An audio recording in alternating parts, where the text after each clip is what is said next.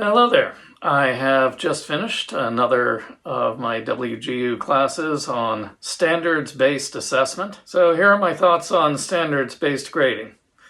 This was largely another case of me already really knowing all the material. I just didn't know that I knew it. I wasn't calling things by the same names that they do in the class, the actual formal terms used in standards-based assessment. But on the other hand, I was already boiling down standards to teachable topics. I was abandoning letter grades and percentage grading as much as possible in favor of 3 to 5 point proficiency style grading. And also I abandoned the end of unit multiple topic tests, which were always a cause of stress for my students and a pain in the butt for me to be grading, instead focusing on weekly single topic quizzes. On the other hand, I did learn why I was so bad at writing test questions.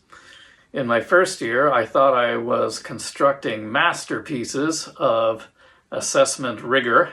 By the second year, I had stopped trying and was just using end of chapter questions, the same questions that I was using for homework, and discovering even if I had given it as a homework question, it was still challenging my students. So I certainly did need to make the effort creating my own. From the third year on, I was constructing quizzes and test questions from the standardized tests in which my students would have to be taking at the end of the year anyway. To be sure, I got quite good at culling out the really good multiple choice and open response test questions, maybe tweaking them here and there for my own purposes.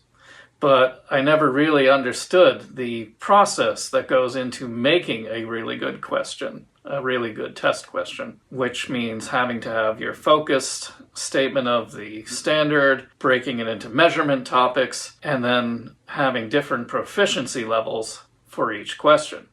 So I can now much better appreciate the work that professional test question writers, test makers go to construct these things. And certainly I now have a much better appreciation for what standards-based assessment really is all about and how to make my own assessments hew even more closely to that.